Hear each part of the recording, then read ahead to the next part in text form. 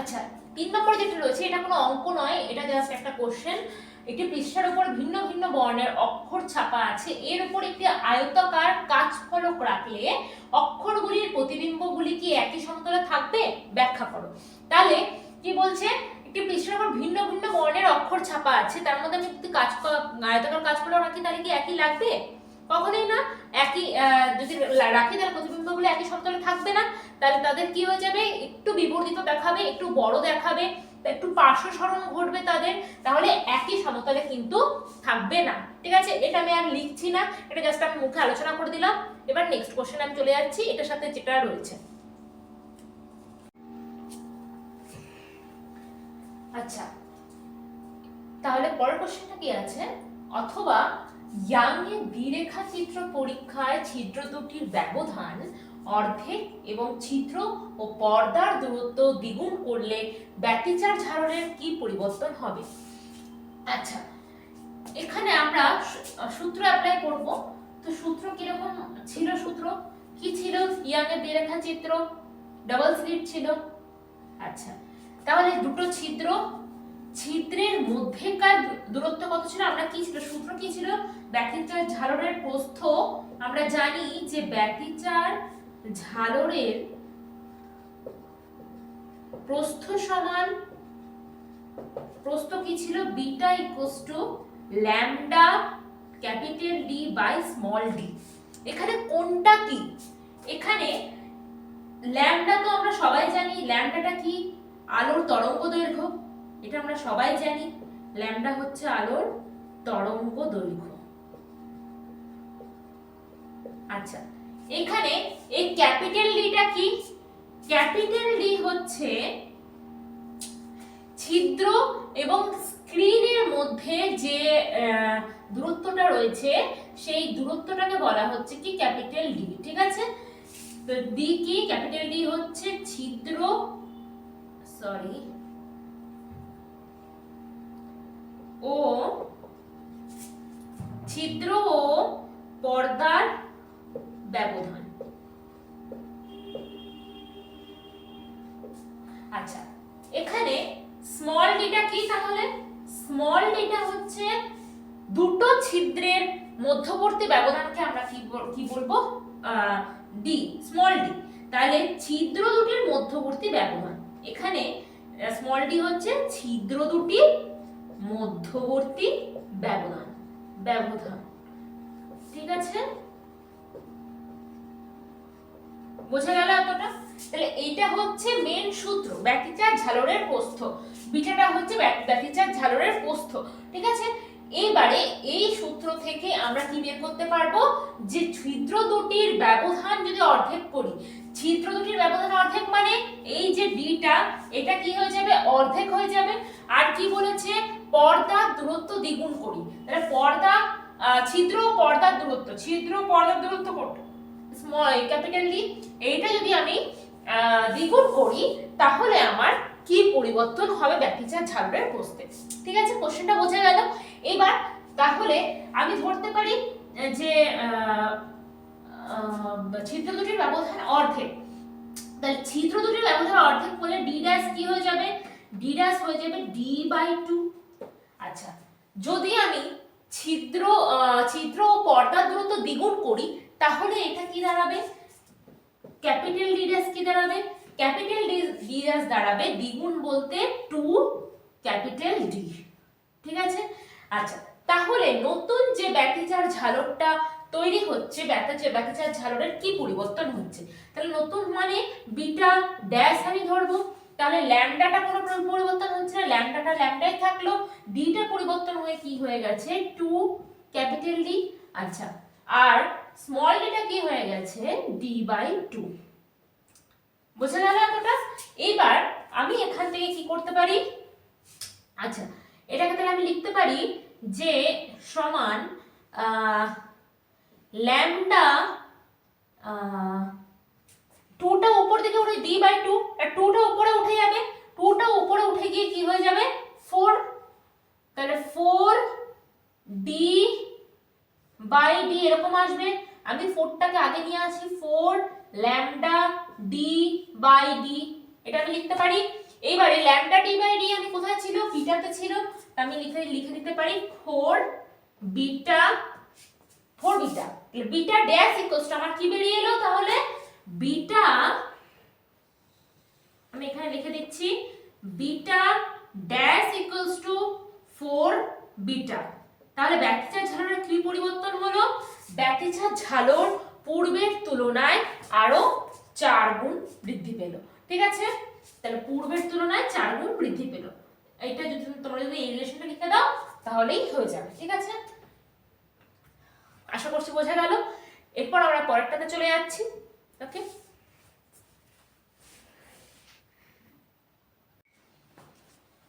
আচ্ছা পরের কোশ্চেনে চলে আসবো আমরা। কি আছে, যে গতিশক্তি সম্পন্ন একটি কণার ডি ব্রগলি তরঙ্গদৈর্ঘ্য ল্যামডা, যদি কণাটির গতিশক্তি k/4 হয় তবে তরঙ্গদৈর্ঘ্য কত। আচ্ছা প্রথমে আমরা দেখে নিই যে গতিশক্তির সাথে তরঙ্গদৈর্ঘ্যের কি রিলেশন। কি রিলেশন ছিল, lambda equals to h/√2m k, যেখানে k হচ্ছে গতিশক্তি আর ল্যামডা কি, ল্যামডা হচ্ছে তরঙ্গদৈর্ঘ্য। তাহলে আমাদেরকে কি বলেছে, কণাটির গতিশক্তি k থেকে k/4 হয়ে যাবে। তাহলে যখন k থেকে k/4, তাহলে আমি তরঙ্গদৈর্ঘ্য চেঞ্জ করলাম, ল্যামডা থেকে ল্যামডা ড্যাশ করলাম, তাহলে কি দাঁড়াচ্ছে h/√2m, k এর জায়গায় আমি কি লিখে দেবো k/4। এবারে আমি এটাকে ভেঙে দিই, কিভাবে ভাঙবো, h/√2m k এটা একটা রাখলাম, আরেকটা √1/4 এটা আমি লিখতেই পারি। এবারে 4 এর রুট করলে কত হয় আমরা জানি 2 হয়, তাহলে h/√2m k ইনটু 1/2। দেখো এটা আমরা লিখতে পারি কিনা, √1/4 থেকে 1/2।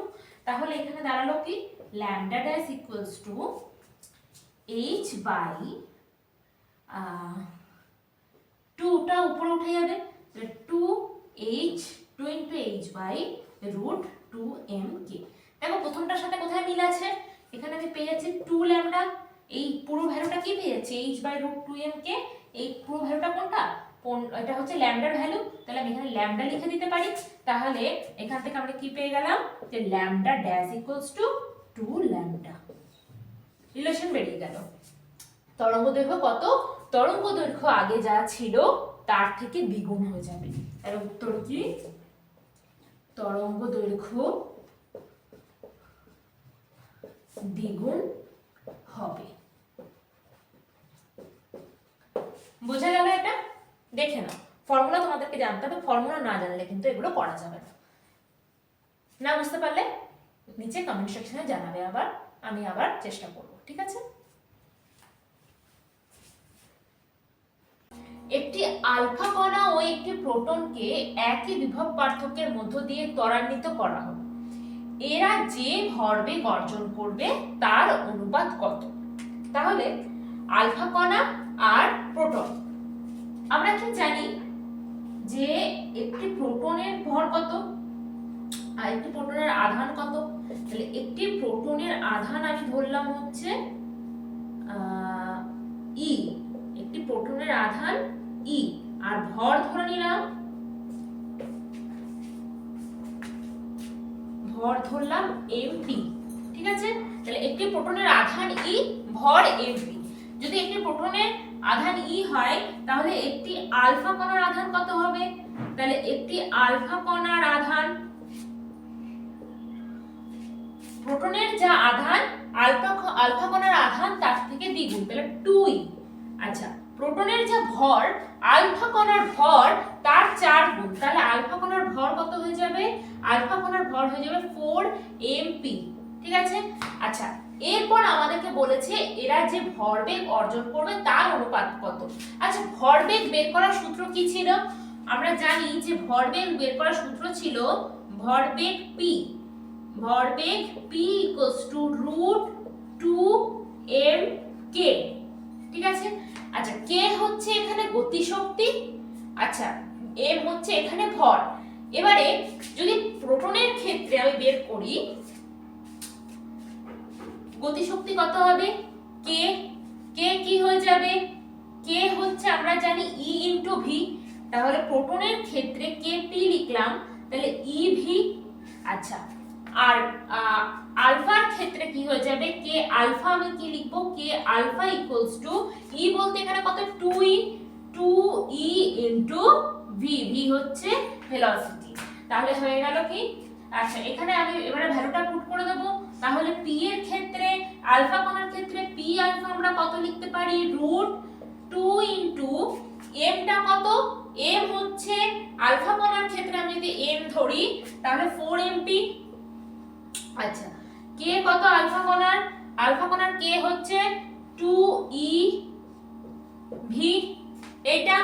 আর আরেকটা হচ্ছে প্রোটনের ক্ষেত্রে কি আছে, প্রোটনের ক্ষেত্রে তার মানে ভরবেগ প্রোটনের পিপি হচ্ছে √2 ইনটু m কত, প্রোটনের ক্ষেত্রে m হচ্ছে এমপি, আর কে কত, কে হচ্ছে ইভি, ইভি। তাহলে এখান থেকে আমরা কি পেলাম, এখান থেকে কি পেলাম হচ্ছে 4 দুগুণে 8, 8 দুগুণে 16,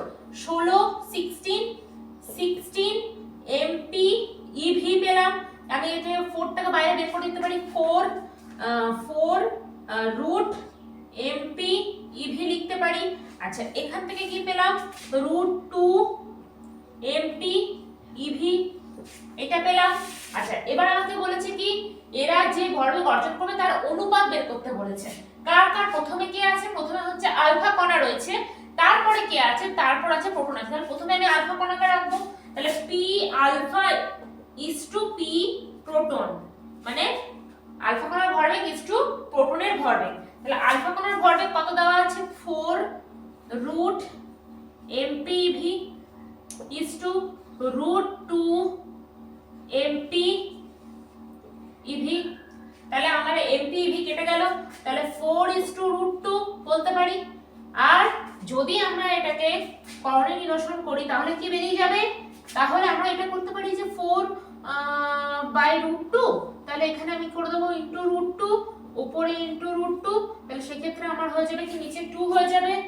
তাহলে এখানে আসবে হচ্ছে ক্যান্সেল হয়ে গিয়ে 2 2 যা 4, 2 √2 বাই 1। এটা বোঝা গেল। তাহলে উত্তর আমার কি চলে আসবে, উত্তর চলে আসবে 2 √2 ইজ টু 1। এটা হচ্ছে ফাইনাল অ্যানসার। ঠিক আছে, 2 √2 ইজ টু 1। বা আমি এটাকেও বলতে পারি, এই যে এটা আছে এটাকেও আমি লিখে দিতে পারি, এটা হচ্ছে অ্যানসার। ঠিক আছে, 2 √2 ইজ টু 1। তাহলে এরা যে ভরবেগ অর্জন করবে তার অনুপাত কত, 2 √2 ইজ টু 1। আশা করি বোঝা গেল।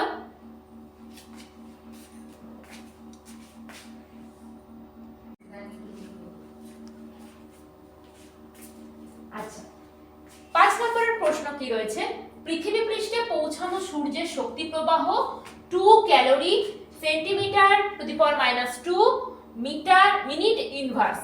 যদি সূর্যের আলোয় থাকা ফোটনগুলির গড় তরঙ্গদৈর্ঘ্য 5500 অ্যাংস্ট্রম হয়, তবে ভূপৃষ্ঠে প্রতি মিনিটে প্রতি বর্গ সেমিতে আপতিত ফোটনের সংখ্যা নির্ণয় করো। তাহলে এটা একটু অন্যরকমের অঙ্ক। তাহলে কি দেওয়া আছে, গিভেন কি কি রয়েছে, 1 ক্যালোরি ইকুয়ালস টু 4.2 জুল, এটা আমরা জানি। আর সি মানে হচ্ছে আলোর গতিবেগ, সেটাও আমরা জানি 3 × 10⁸ মিটার পার সেকেন্ড। আচ্ছা এবার এটা আমরা কি করে বের করব, কি দেওয়া আছে, সূর্যের শক্তি প্রবাহ মানে মোট সূর্যের কতটা শক্তি আমাদের এখানে পৃথিবীতে এসে পৌঁছাচ্ছে, কতটা পৌঁছাচ্ছে, 2 ক্যালোরি সেন্টিমিটার টু -2 আর মিনিট ইনভার্স। আর কি বলেছে, সূর্যের কণায় যে ফোটন, সূর্যের আলোতে যে ফোটন কণাগুলি থাকে সেই ফোটন কণার তরঙ্গ দৈর্ঘ্য আমাদেরকে দিয়ে দেওয়া আছে। এবার এখান থেকে আমাদের কি বের করতে হবে, ফোটনের সংখ্যা বের করতে হবে প্রতি মিনিটে প্রতি বর্গ সেমিতে, তাহলে কতগুলো ফোটন রয়েছে সেটা আমাদেরকে বের করে নিতে হবে। কোশ্চেনটা বোঝা গেল, এবারে আমরা কি লিখে নেব, কি কি দেওয়া আছে। তাহলে শক্তি প্রবাহ ই, ধরে নিলাম শক্তি প্রবাহ কত, ই, শক্তি প্রবাহ ই ইকুয়ালস টু, তাহলে আমাদের কত দেওয়া আছে, 2 ক্যালোরি দেওয়া আছে, কিন্তু আমাদের এখানে কোশ্চেন দিয়েছে দেখো জুল, তাহলে জুলে আমি এটা বের করে নেব।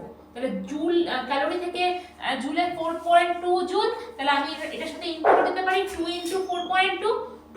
4.2 জুল সেন্টিমিটার টু -2 আর মিনিট ইনভার্স। ঠিক আছে, আচ্ছা তাহলে এটা কত বের হবে, 2 2 4, 2 4 8, 4.8 joule centimetre to the power -2 minute inverse. Second লাইনটা বোঝা গেল। আচ্ছা এইবারে আরেকটা কি দেওয়া আছে, ফোটনগুলির গড় তরঙ্গ দৈর্ঘ্য। তরঙ্গ দৈর্ঘ্য আমরা কি লিখব, ল্যামডা। তরঙ্গ দৈর্ঘ্য এটা হচ্ছে ল্যামডা কত, 5500 অ্যাংস্ট্রম। আচ্ছা অ্যাংস্ট্রম থেকে আমি যদি মিটার করতে চাই তাহলে আমাকে কি করতে হবে, জুল মানে হচ্ছে আমি সিজিএস এ এখান থেকে মিটার করতে চাই, তাহলে 5500 into 10 to the power -10 metre. 1 angstrom equals to 10 1 angstrom equals to 10 into 10 to the power -10 আর 10 to the power -10 metre, 1 into 10 to the power -10 metre. ঠিক আছে, আচ্ছা তাহলে 5500 angstrom equals to 5500 into 10 to the power -10 metre, বোঝা গেল।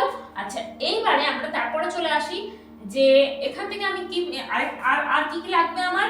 আচ্ছা এবার আমি শক্তি বের করে নেব। শক্তি হচ্ছে আমার এখানে প্ল্যাঙ্ক কনস্ট্যান্ট লাগবে, প্ল্যাঙ্ক কনস্ট্যান্ট, প্ল্যাঙ্কের ধ্রুবক, তাহলে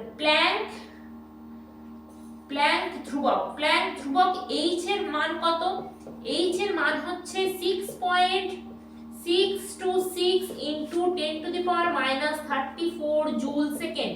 এটা হচ্ছে প্ল্যাঙ্ক কনস্ট্যান্ট বা প্ল্যাঙ্ক ধ্রুবক। এবার আমি বের করে নেব শক্তি হচ্ছে E, এটা তো টোটাল শক্তি, এটা শক্তি প্রবাহ, এটা টোটাল শক্তি। আচ্ছা আমি বের করে নেব হচ্ছে ইপি টা, ইপি মানে ফোটনের শক্তি, ইপি মানে এখানে কি, তাহলে ফোটনের শক্তি আমি লিখে দিচ্ছি ফোটনের শক্তি। আচ্ছা আমি লিখে দিচ্ছি এখানে ফোটনের শক্তি ইপি সমান কত, ইপি সমান আমি কি লিখবো, এইচ, ফর্মুলা হচ্ছে hc বাই ল্যামডা। তাহলে h হচ্ছে দেওয়া আছে 6.626 into 10 to the power -34। আচ্ছা c আমাদের এখানে দেওয়া আছে, দেওয়া না থাকলেও আমাদেরকে এই মানটা মুখস্থ রাখতেই হবে, 3 into 10 to the power 8।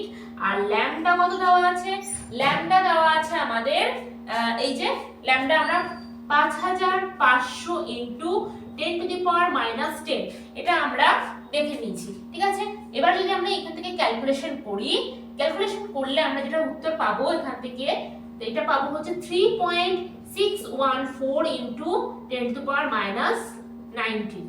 ঠিক আছে, এটা আমরা তোমরা 10 to the power -10 কে আমি যদি উপরে তুলে দিই কি হয়ে যাবে, প্লাস হয়ে যাবে। তারপর এখান থেকে আমি 10 এরটা আলাদা ক্যালকুলেশন করে নেব, আর শুধু সংখ্যা দিয়ে যেগুলো আছে সেগুলো আলাদা ক্যালকুলেশন করব, তাহলে এটা বেরিয়ে যাবে। আমি ক্যালকুলেশনটা দেখাচ্ছি না, দেখালে অনেক বড় হয়ে যাবে ভিডিওটা, তাই জন্য আমি ক্যালকুলেশনটা এখানে দেখালাম না। আচ্ছা এরপর আমাদেরকে বের করতে হবে ফোটনের সংখ্যা। তাহলে ফোটনের সংখ্যা যদি বের করতে চাই তাহলে আমি কি করব, ফোটনের সংখ্যা আমি কি করে বের করব, E বাই ইপি। কি করে বের করব, E বাই ইপি। E বলতে এখানে কোনটা, E বলতে আমাদের এখানে হচ্ছে এই যে এই মানটা 4.8, আর P বলতে ইপি বলতে কোনটা 3.614 into 10 to the power -19। এটা বোঝা গেল। এখান থেকে এটা সলভ করলে আমরা কি পাবো, আমরা এটা সলভ করলে পাবো হচ্ছে তাহলে 2.32 into 10 to the power -19 টা উপরে উঠে যাবে, উপরে উঠে গেলে কি হয়ে যাবে +19, তাহলে 19। ঠিক আছে, এটাকে আমি ডিভাইড করলে কাটাকুটি করলে আমার 2.32 আসবে, তোমরা একটু ক্যালকুলেশনটা করে দেখে নিও। ঠিক আছে, এটা হচ্ছে আমাদের ফাইনাল অ্যানসার।